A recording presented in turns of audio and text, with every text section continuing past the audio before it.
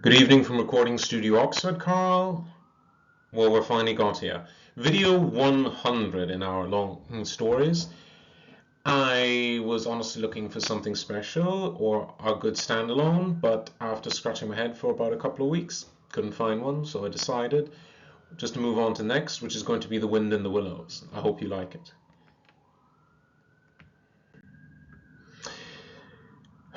The mole had been working very hard all morning, spring cleaning his little home, first with brooms, then with dusters, then on ladders and steps and chairs, with a brush and a pail of whitewash, till he had dust in his throat and eyes and splashes of whitewash all over his black fur, and an aching back and weary arms. Spring was moving in the air above and in the earth below and around him, penetrating even his dark and lowly little house with its spirit of divine discontent and longing. It is small wonder that he had to suddenly flung down his brush on the floor and say, "Bother!" and "Oh, blow!" and also "Hang spring cleaning!" and bolted out of the house without even waiting to put on his coat. Something up above was calling him imperiously, and he made for the steep little tunnel which answered in his case to the gravelled carriage drive owned by animals whose residences are nearer to the sun and air. So he scraped and scratched and scrabbled and scrooged, and then he scrooged again and scrabbled and scratched and scraped, working busily with his little paws and muttering to himself, up we go, till at last, plop! His snout came out in the sunlight, and he found himself rolling in the warm grass of a great meadow. "This is fine," he said to himself. "This is better than whitewashing." The sunshine struck hot on his fur, soft breezes caressed his heated brow, and after the seclusion of the cellarage he had lived in so long the carol of happy birds fell on his dull hearing like almost a shout. Jumping off all his four legs at once, in the joy of living and in the delight of spring without cleaning, he pursued his way across the meadow till he reached the hedge on the farther side. "Hold up," said an elderly rabbit at the gap. "Sixpence for the privilege of passing by the private road."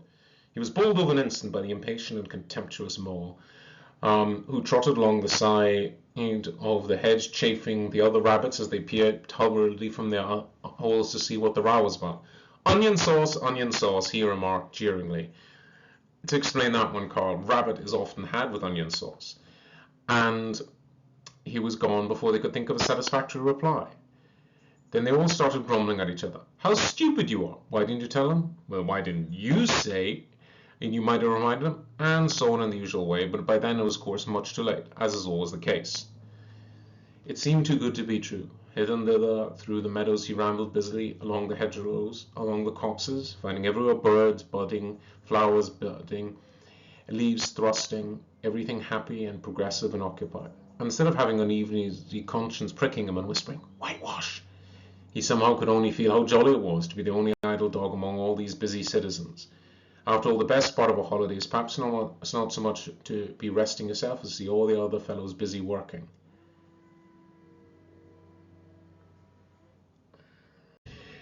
He thought his happiness was complete when, as he meandered aimlessly along, suddenly stood by the edge of a full-fed river. Never in his life had he seen a river before, this sleek, sinuous, full-bodied animal, chasing and chuckling, gripping things with a gurgle and leaving them with a laugh, to fling itself upon fresh playmates that shook themselves free and were caught and held again. Always a shake and a shiver, glints and gleams and sparkles, rustle and swirl, chatter and bubble. The mole was bewitched, entranced, fascinated. By the side of the river he trotted as one trots when, very small, by the side of a man who holds one spellbound by exciting stories, and when tired at last, he sat on the bank, while the river still chattered on to him, a babbling procession of the best stories of the world, from the heart of the earth, to be told at last to the insatiable sea. As he sat on the grass and looked over the river, a dark hole in the bank opposite, just above the water's edge, caught his eye, and dreamily he fell to considering what a nice snug dwelling place it would make for an animal with few wants and fond of a bijou riverside residence, above flood level and remote from noise and dust. As he gazed, something bright and small seemed to twinkle down the heart of it, vanished, and then twinkled once more like a tiny star. But it could hardly be a star in such an unlikely situation, and it was too glittering and small for a glowworm. Then as he looked it winked at him, and so declared itself to be an eye, and a small face began gradually to grow around it like a frame round a picture. A brown face with whiskers, a grave round face with the same twinkle in its eye that had at first attracted his notice, small neat ears, and thick silky hair. It was the water rat. Then the two animals stood and regarded each other cautiously. "Hello, Mole," said the water rat. "Hello, rat," said the mole. "Would you like to come over?" inquired the rat presently. "It was all very well to talk," said the mole rather pettishly, he being new to a river and the riverside's life and its ways. The rat said nothing, but stooped and fastened a rope and hauled on it, and then lightly stepped into a little boat which the mole had not observed. It was painted blue on the outside and white within, and was just the size for two animals, and the mole's whole heart went out to it at once, even though he did not yet fully understand its uses. The rat sculled smartly across and made fast. Then he held up his forepaw as the mole stepped gingerly down. "Lean on that," he said. "Now then, step lively," said the mole to his surprise and rapture, and found himself actually seated in the stern of a real boat. "This has been a wonderful day," said he, as the rat shoved off and took to the sculls again. "Do you know, I've never been in a boat before in all my life." "What?" cried the rat, open-mouthed. "Never been in a... You never... What have you been doing then?" "Is it so nice as all that?" asked the mole shyly, though he was quite prepared to believe it, as he leant back in his seat and surveyed the cushions, the oars, and the rowlocks, and all the fascinating things, and felt the boat sway lightly under him. "I wish you could have come visit me here in Oxford. I'd have taken you all the way down just such a boat on such a river." "Nice?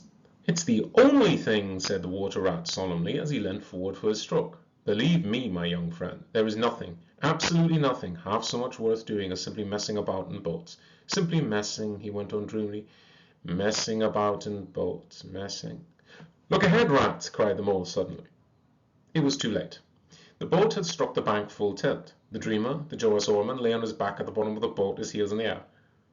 "About in boats, or with boats," the rat went on composedly, picking himself up with a pleasant laugh. "In 'em or out of 'em, it doesn't matter. Nothing seems really to matter, that's the charm of it. When you get away, or whether you don't, whether you arrive at your destination, or whether you reach somewhere else, or whether you never get anywhere at all, you're always busy. And you never do anything in particular, and when you've done it, there's always something else to do, and you can do it if you like, but you'd much better not.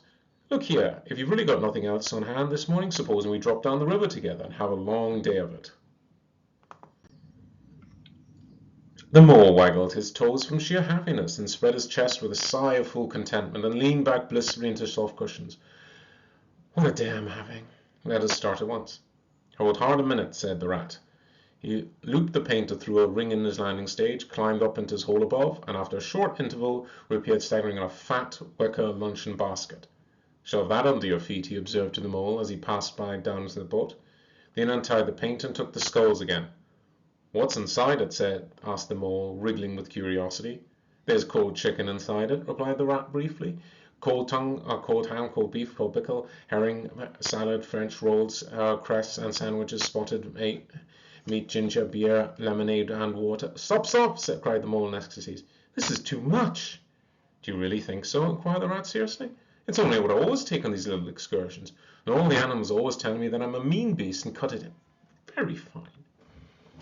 The mole never heard a word he was saying. Absorbed in the new life he was entering on, intoxicated with the sparkle, the ripple, the sense, and the sound in the sunlight, he trailed a paw in the water and dreamed his long waking dreams.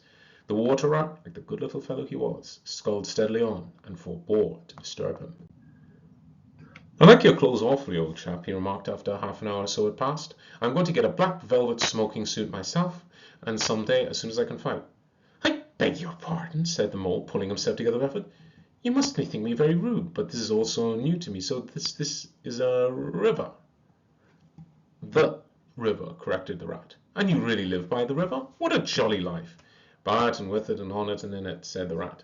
"It's brother and sister to me and my aunts and company, and food and drink and, naturally, washing. It's my world, and I don't want any other. What it hasn't got is not worth having, and what it doesn't know is not worth having. Lord, the times we've had together! When in winter or summer, spring or autumn, it's always fun and excitement.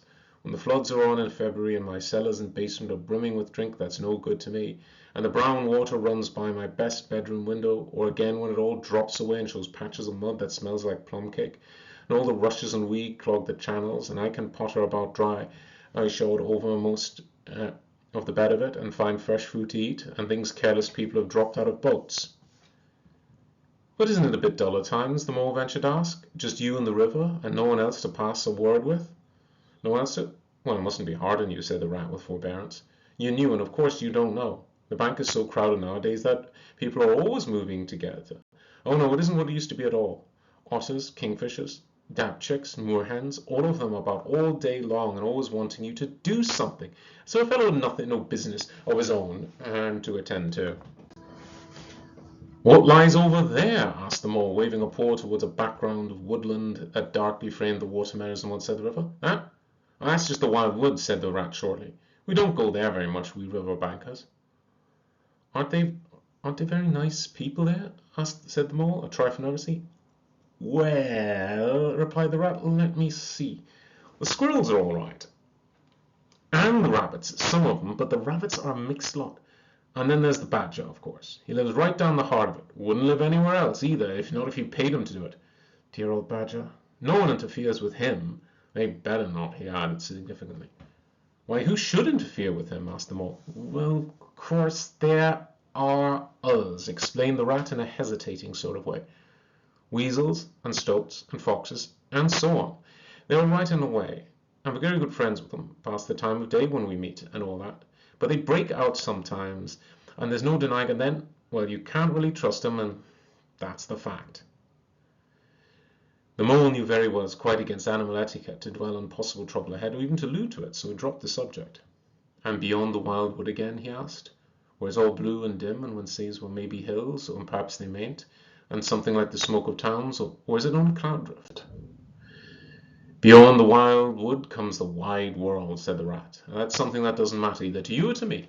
I've never been there, and I'm never going, nor you either. If you have any sense at all, don't ever refer to it again, please. Now then, here's our backwater at last, and we're going to lunch. Leaving the main stream, they now passed into what seemed at first sight like a little landlocked lake.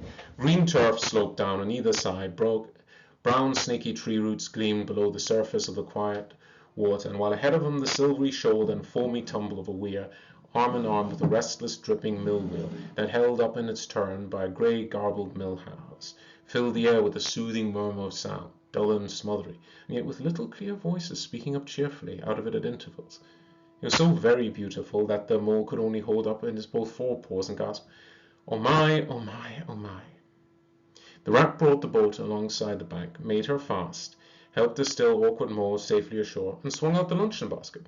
The mole begged as a favour to be allowed to unpack it all by himself, and the rat was very pleased to indulge him and to sprawl full length on the grass and to rest, while his excited friend took out the tablecloth and spread it, took out all the mysterious packets one by one and arranged their contents in due order, still gasping, "Oh my, at each fresh revelation."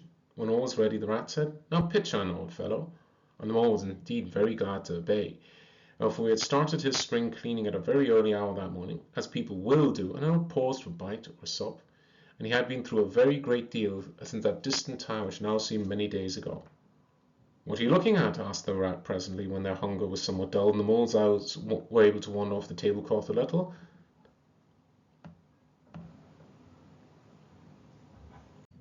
"I'm looking," said the mole, "at a streak of bubbles that I see travelling along the surface of the water. That is the thing that strikes me as funny." "Bubbles? Oh ho!" said the rat, and chirped cheerily on in an inviting sort of way. Broad glistening muzzle showed itself above the edge of the bank, and the otter hauled himself out and shook the water from his coat. "Greedy beggars," he observed, making for the veranda. "Why didn't you invite me in, Ratty?" "This was an impromptu affair," explained the rat. "By the way, my friend, Mr. Mole." "Proud, I'm sure," said the otter, and the two animals were friends forthwith. "Such a rumpus everywhere," continued the otter. "All the world seems out on the river today. I came up to the backwater to try and get a moment's peace, and stumbled upon you fellows. At least, I beg pardon, I don't exactly mean that, you know." There was a rustle behind them proceeding from a hedge wherein last year's leaves still hung thick, and a stripy head with high shoulders behind it peered forth in them. "Come on, old badger!" shouted the rat. The badger trotted forward a pace or two and then grunted, company," and turned his back and disappeared from view. "That's just the sort of fellow he is," observed the disappointed rat. "Simply hates society. Now we shan't see any more of him today. Well, tell us, who's out on the river?" "Who indeed, Carl, who indeed?" Well, if you want to find out, join me for tomorrow's video. As always, love you to pieces.